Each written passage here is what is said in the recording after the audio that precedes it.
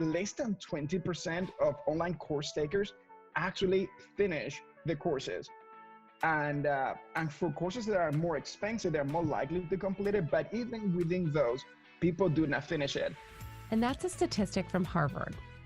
This week, we are diving into the psychology of engagement, of audience engagement. So if you are launching a podcast, say you're launching a course, a brand, a business, you want to know how you can deeply and truly connect with your audience.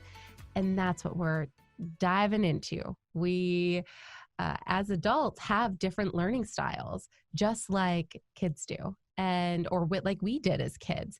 And if you're going to be creating something, it's so important for that person who's purchasing it to get every single bit of value out of it. That's the reason you're creating it, so that they can use something, implement it in their life so that their life can now be better and more awesome. And that's just so exciting. So, that's what we're doing on this week's episode. We're going to talk about the psychology of audience engagement. We are speaking with an award-winning filmmaker and course creator. His name is Román Jáquez. He is collaborating with me on my upcoming course, Podcasting with Impact. So if you would like to learn more about that, be sure to check out the show notes. It is going to be perfect, perhaps a Christmas gift for that person in your life who's been like, hey, I've been wanting to create a podcast, but they just aren't pulling the trigger. Maybe they need a little bit of support, a little bit of guidance. They just need a little help to get them through that launch phase.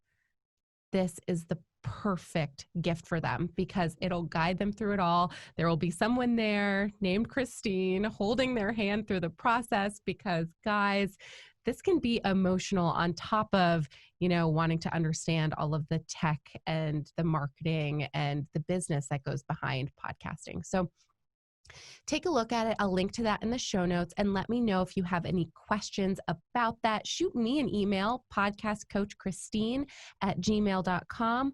I am always taking emails from people and taking the time to write back. So shoot me one and you'll hear back from me. So without further ado, let's dive into this week's episode and hear more from Román.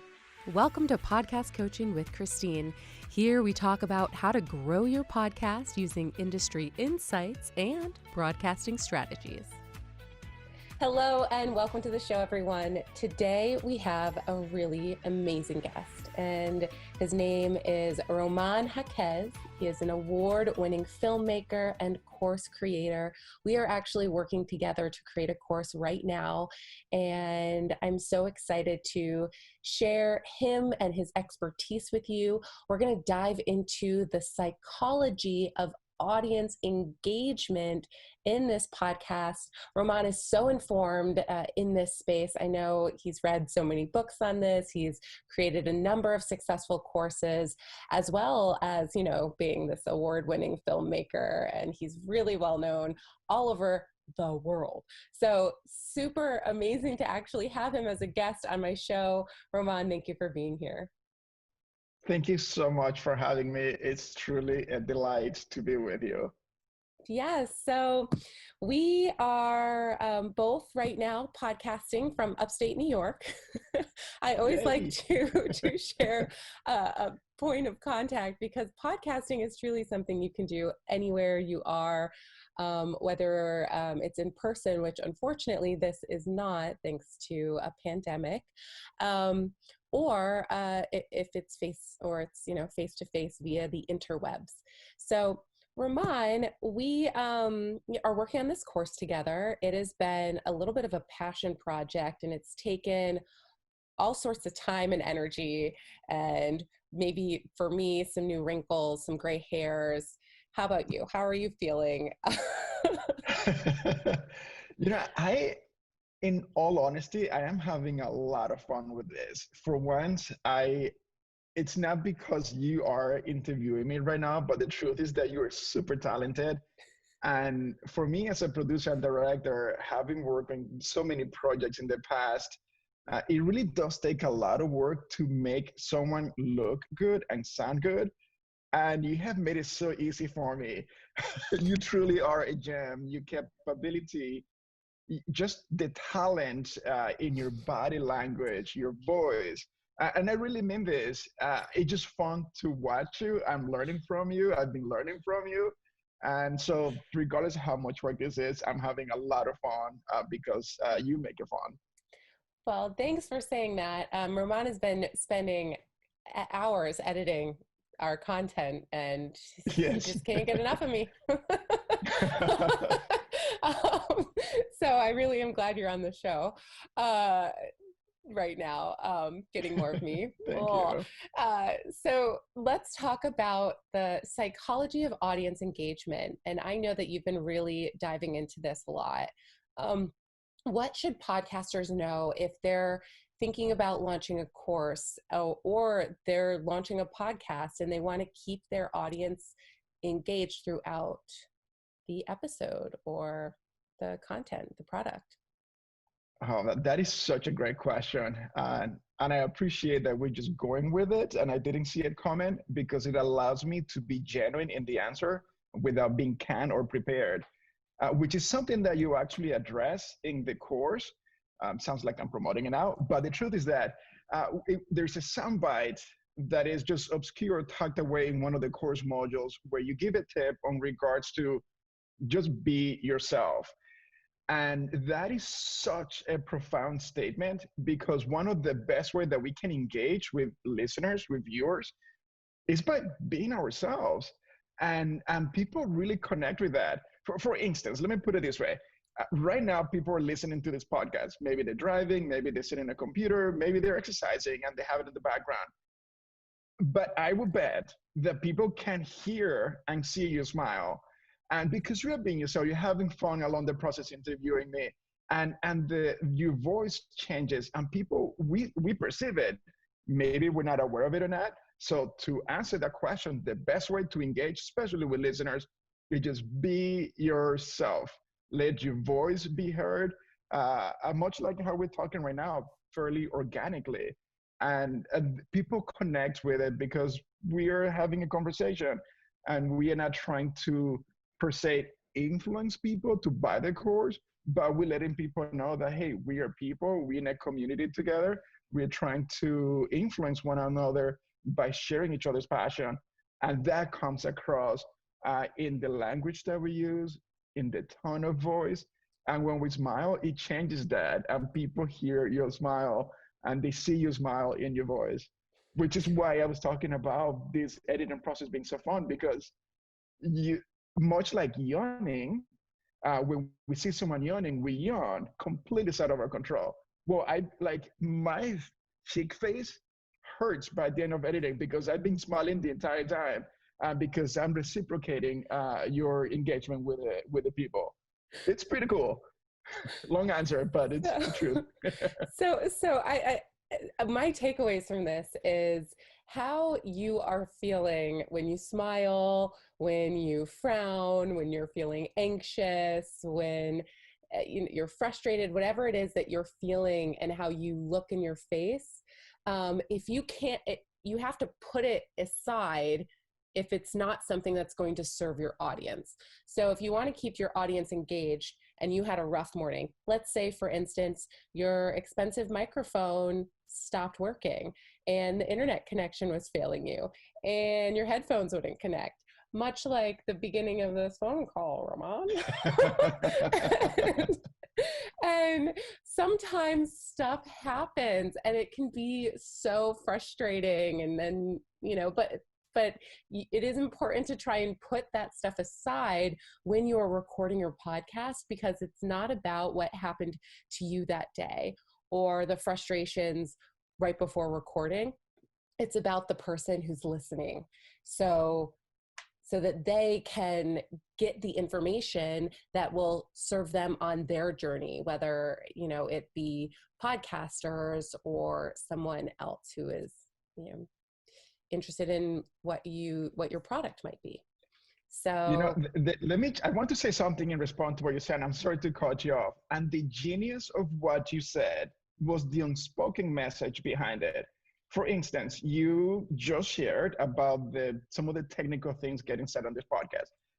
And notice how you just share that with a laughter. And the truth is that people connect to that. Let's say that people listening to this right now, highly likely they themselves, some of them, probably had a rough start. For goodness sakes, we're dealing with the pandemic. Maybe some parents had their kids come back, sent back from school, or not be sent back. We have Thanksgiving coming up. And, so that's life.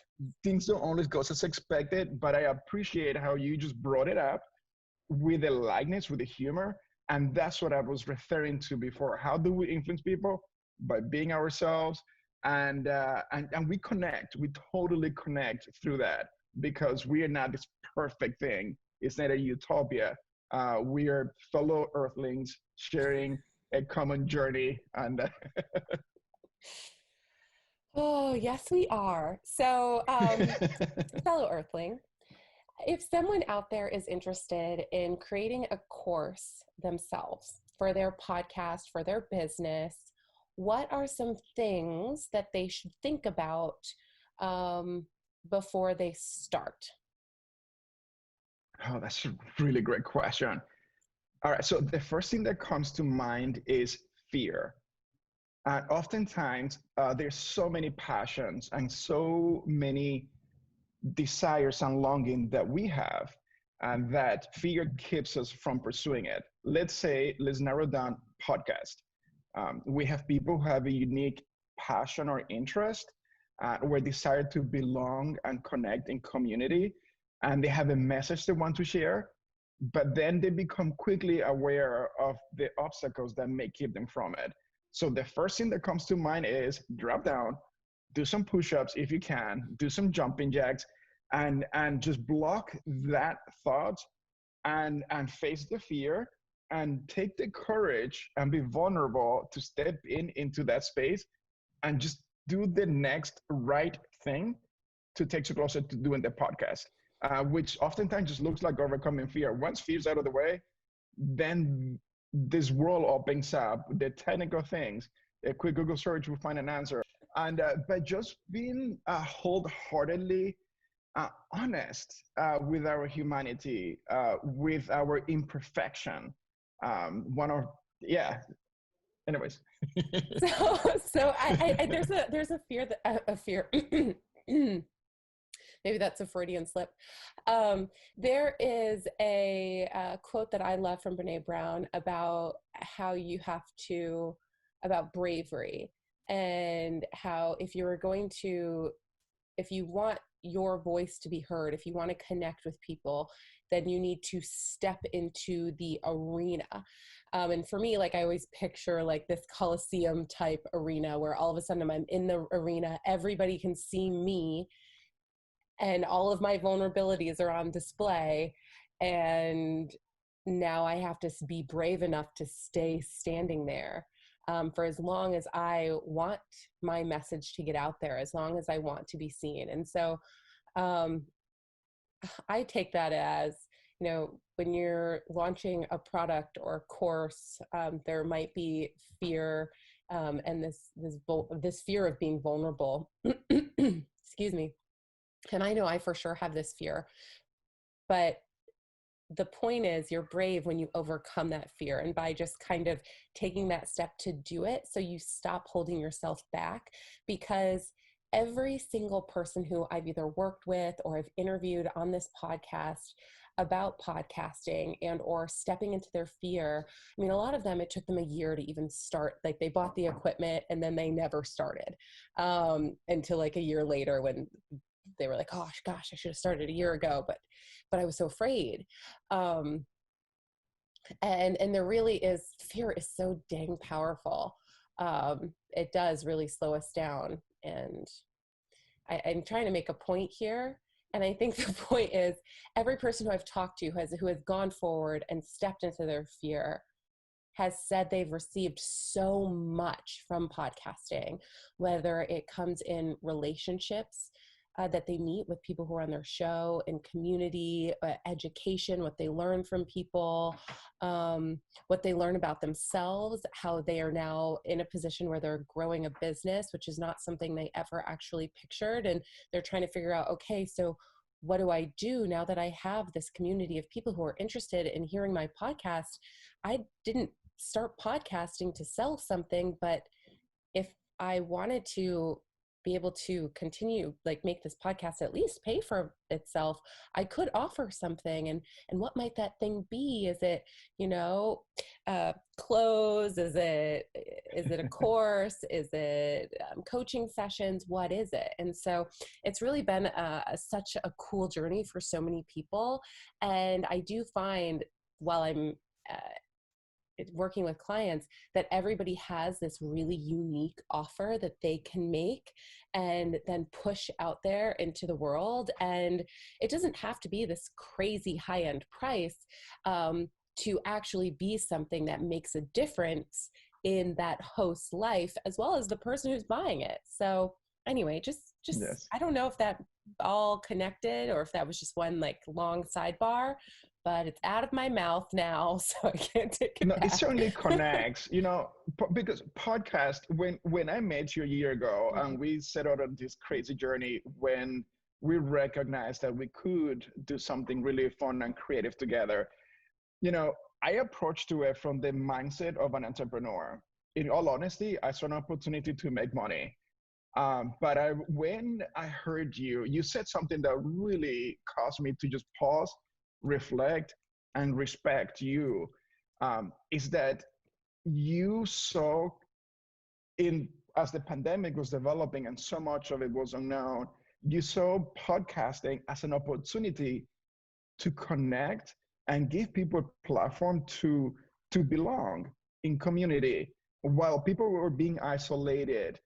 What you saw was a platform to facilitate resources for people to share their stories, and to hear other people's stories, and to be part of a community where there was so there was just such a novelty and beauty to it that was far beyond, and ultimately that's what defined the course. And do we make that we're selling it? Yes, certainly. But that it is not the end. The end really was to create a vehicle and a platform for people to gather and just get in their own pockets, in their own little tribes, and take part and reciprocate and share each other's pain and each other's suffering and each other's passion, each other's interest. And yes, to your point, then as it grows, there is an opportunity to be entrepreneurial about it, and not just to sell a product for the sake of making money, but to sustain and to grow and to scale, and therefore continue to expand and give back generously to those that support the podcast. So definitely face the fears and stepping into that vulnerable space. And the thing about fear is that, yes, it is powerful, but at the same time, it is not. The opposite of fear is love. So to step into loving self and allowing yourself to speak up and to love other people, into sharing with compassion and curiosity those inner stories that we so desire to share. It does offer, it does bring a platform, again, from love, from fear to love, from just doing this out of pocket to actually bringing in some sort of revenue, to just continue to grow together. And I'm rambling here. But all I see is just great opportunity to build relationships and to have positive social impact.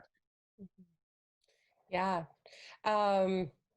Positive social impact. So I mentioned impact because that is actually the name of our course, Podcasting with Impact. So Román, I do want to dive more into just kind of the structure and maybe a guide for people who are going to launch a course, because this is something you really helped me out with when it comes to figuring out, okay, how many modules should be in the course and how is it laid out and what is important. And if someone out there right now was going to start maybe a really like small beginner course, what would that look like? Would it be 3 modules? And what's a module? Yeah, no, that's great. This was, by the way, a really fun process for me to work with you. I said before, I learned a lot from you, and I'm still learning a lot from you. And when it comes to the experience of this course, there's a number of things that we took into consideration in making it happen. The first is that we were compassionate about, let me put something in context before I carry forward. I did work for Apple. And during my time at Apple, I worked as a genius. Then I worked as a creative. So I was doing technical hardware repairs, which truly the work of the genius doing like emotional relationship repairs with people who came upset with a broken product at the Genius Bar. Our job was to take them from being detractors to promoters, to loving the brand and loving the company, and of course, solving their problems. Um, and then I transitioned to teach as a creative, and then I transitioned to work for corporate. And during my time at Apple, I became a guinea pig of a couple of agencies that Apple will hired. They will send a few of us to corporate, to Cupertino, and we will learn about the different methodologies on how to incorporate adult learning styles, bring it back to the retail space, and implement it. If it works, then they will test those theories into regional. If it works regionally, they will test it at a larger scale. So I borrow from what I learned from Apple and from my many books in the, and of course my background in film to. So this course has been hugely influenced by compassion, and here's what I mean by that. As adults, we learn very different than children. And there's a lot of different learning styles. Some of us learn by visual, which means that we have to see things to learn. Some of us are more oral, which means we have to hear something to learn. Print, we have to like write it down and go through the process of like literally engaging with typing or getting a pen. Tactile learners, which that's me. I have to do something. Actually, most boys, most men have to like have something on hand or do something with the hands. Just our brains and our stereotype. And then we have the interactive learners, which means that they have to like be discussing and engaging with a form of dialogue. And then we have like the kinesthetic learners, which they have to go through movement. They have to, again, there's a little bit of overlapping all of this, but we know that there are four primary learning types, and the entire course has been done to engage the participants, the course takers, and we do so from a very, very, very basic, assuming that even the vocabulary in the trade, in the marketplace, is new. So we have taken great compassion and curiosity for those who wants to do it, but they're completely clueless as to how to do a podcast, and all the way to the professionals who already have access and resources to studio. And the modules are in such a way that people can skip through and just go straight to what they want. If somebody just wants to record, if someone just wants to do an interview, if someone just wants to do the marketing, they can skip things and just move straight to what they want. And here's something else. So I sit on the board of multiple organizations, and I myself own a couple of businesses, and time is precious. I read a lot of books, and some books I just don't have the patience for because they say so much to just get to the point. We cut to the chase. We are sensitive to people's time. We said what needs to be said in simple terms, but also without compromising content. And in a short amount of time, people get what they need. They have resources to do what they have, so they can get going and launch a podcast. So that is the one thing that I really appreciate about it being an entrepreneur, is that it's straight to the point, bottom line, not just the essential, but also we type into more mature things. So we have those options. So for those who are going through the course, I think they will get a lot. Actually, I don't think. I believe they're going to have fun, as I'm having fun with it, mostly because you on camera are so engaging.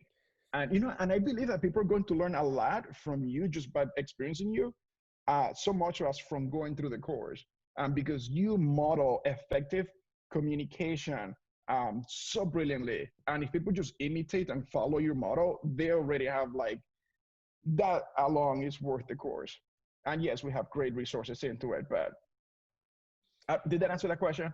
Well, yeah, I think what I took away from that, Román, is there's different learning styles. We all have different learning styles. I actually am also a tactile learner. So I just like to do something. And once I've done it, it's like it's more in my head. I actually probably have to do it a couple times to really get it, especially if it's a technical thing, like learning how to understand a new software, gosh, could like really make me crazy. So I'd say I'm both tactile learner and somebody who just needs to kind of like listen, observe, take things in for a while. I get so much out of observing people. And I don't know if this just talks to my background as a journalist or just as a human. I just love learning by observation. And I remember when I was an intern, I feel like I really discovered this. I was working as an intern at Care 11 in Minneapolis, Minnesota. Like a couple decades ago, whatever. And it wasn't a couple, oh my Lord. Anyway, so I just remember following the reporters around and just watching everything that they did. Then I would sit in the editor's bay and just sit there and just watch them figure out where to put their fingers and edit the timeline. And they would be like, what are you doing? Like, I can't really teach you right now. I can't really talk to you. I'm under deadline. And I'm like, I don't need that. I really just need to watch you. And the more I watched, the more I learned. And so I would say, yeah, I'm a tactile learner, but I also learn by observing people. And super interesting that you pointed that out, that you can, if you're creating a course, you can create a course with that in mind. So whoever is taking it really gets the most out of it. Certainly. So yeah. And you also mentioned that can I say something? And I'm sorry, go ahead. Sorry. You know, I by the way, I had like 4 cups of coffee, so I know that I'm excited. So I don't know, can you do subtitles in a podcast? You may have to dub a translator because I realize that I'm speaking very fast and I should slow down. For people who may not keep up with my accent, what can I say?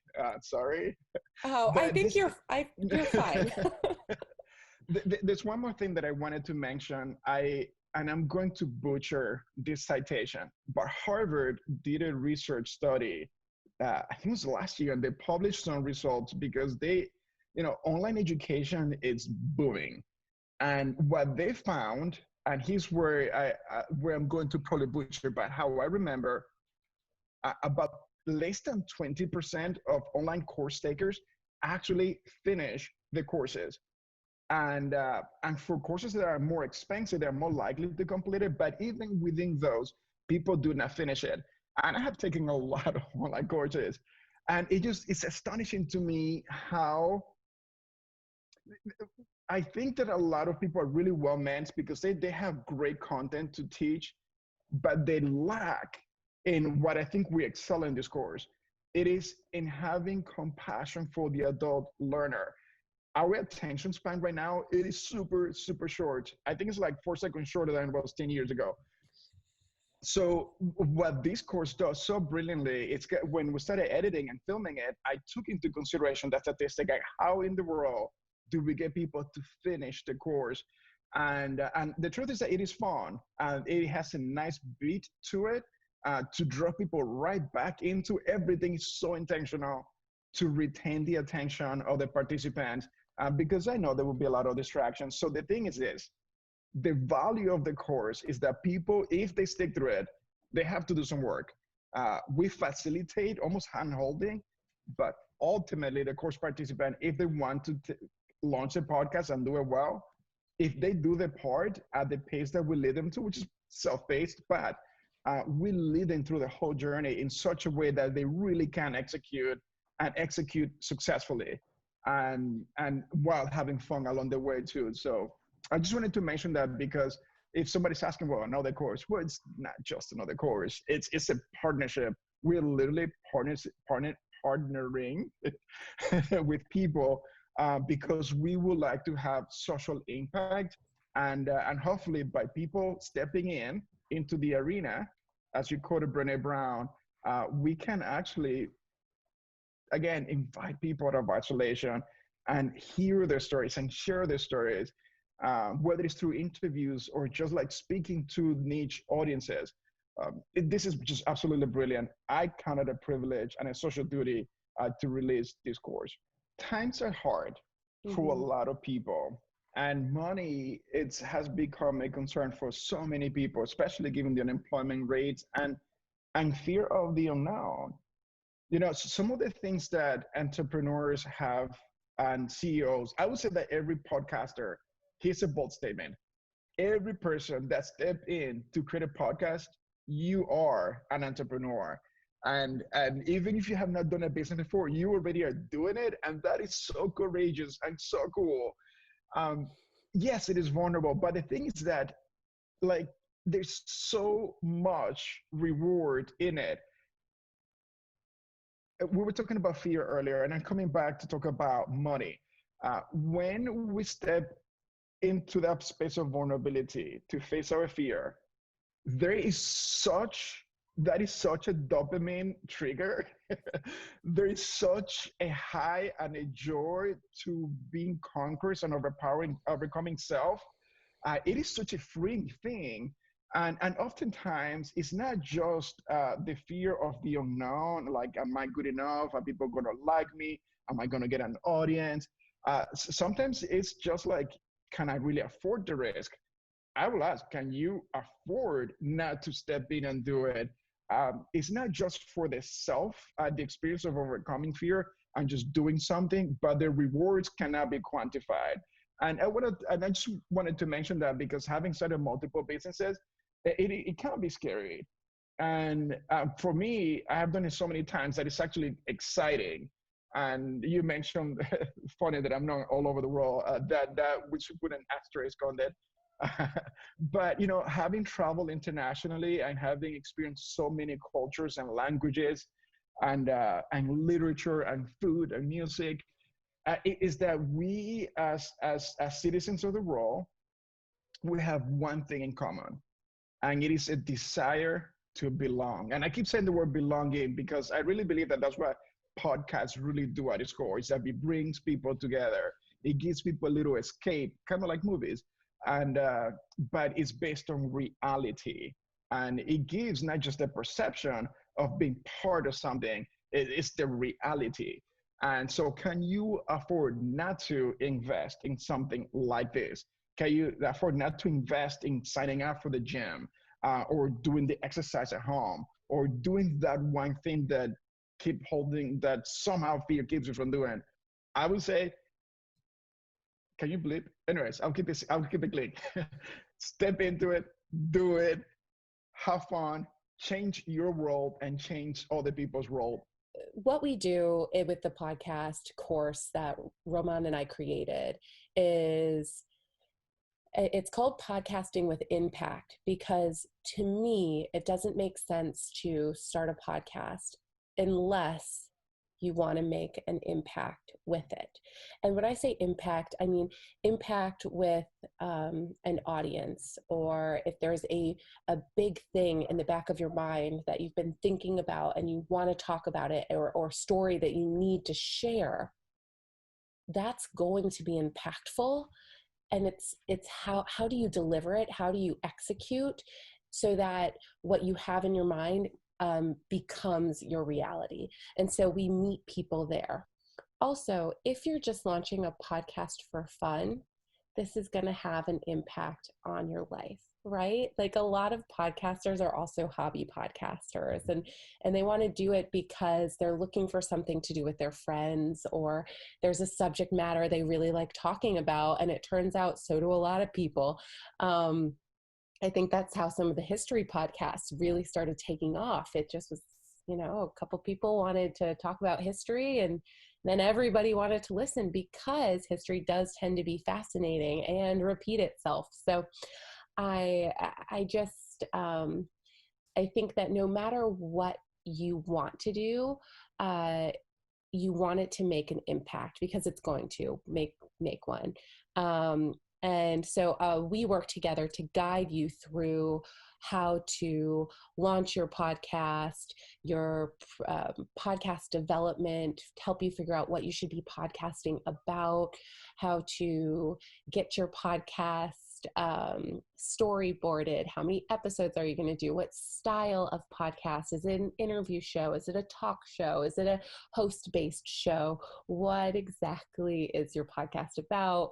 We do everything from media hosting, distribution, getting your show on Apple, iHeartRadio, Amazon Music, Pandora, Spotify, all of the places that you need to be so that people listen. And then we also talk about some marketing strategies.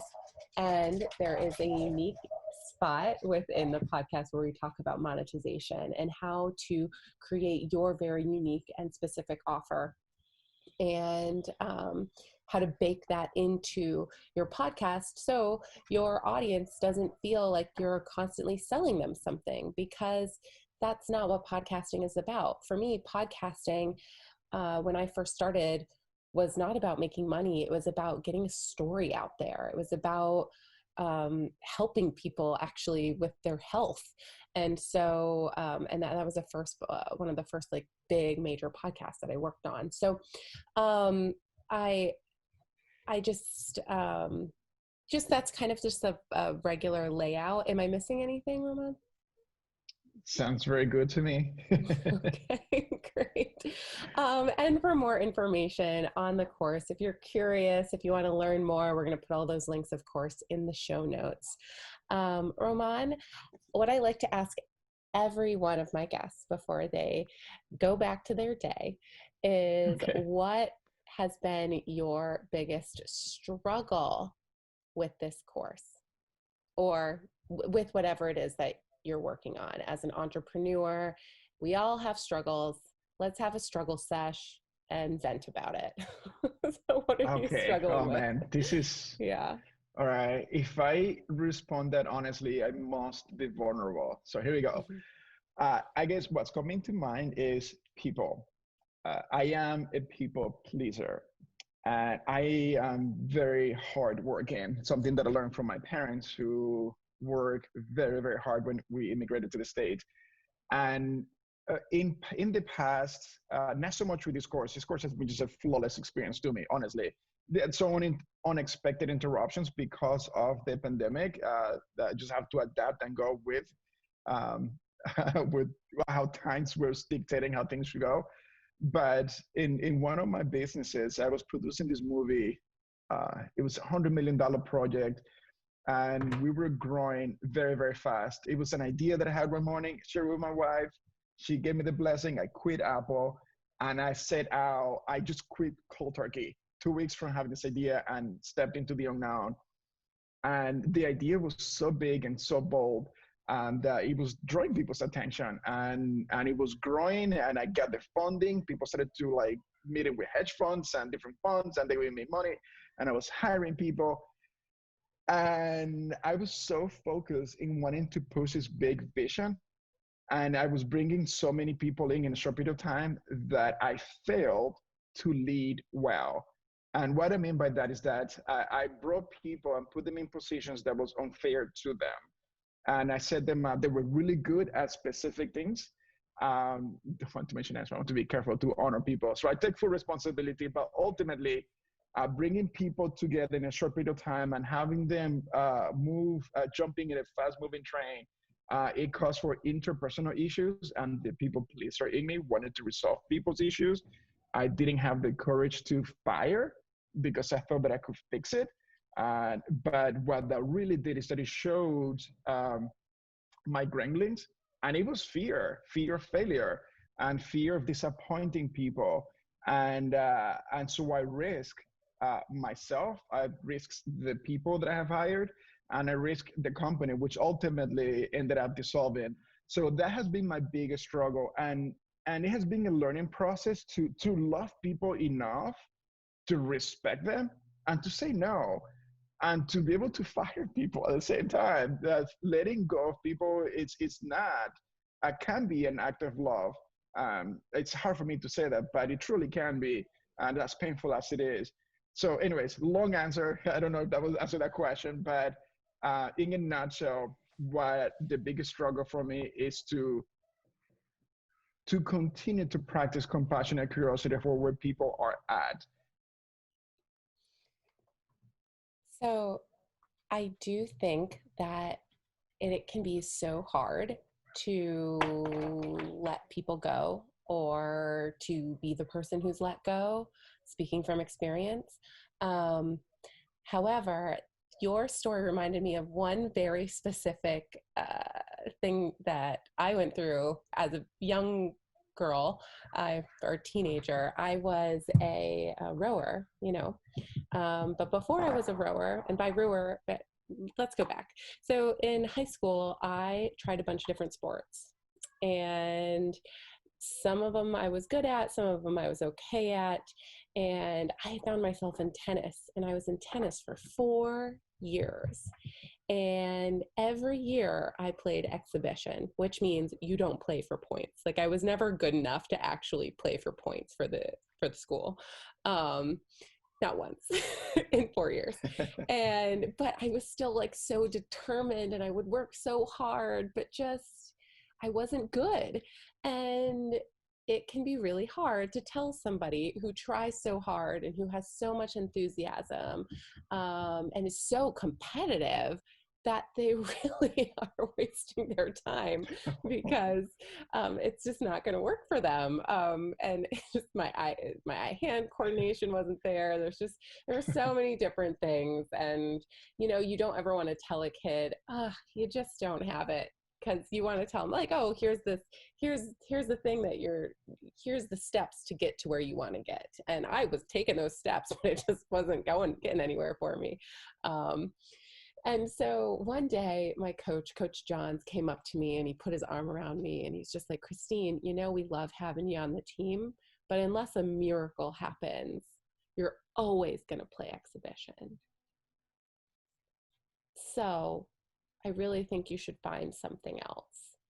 Like, the team will survive without you, in other words. And I was like, okay, so you're saying I have a chance. I feel like the Dumb and Dumber movie. So you're saying that I could do it? No, that's not what he was saying. And so I quit tennis, and I didn't want to use that word, that Q word, right? Quit.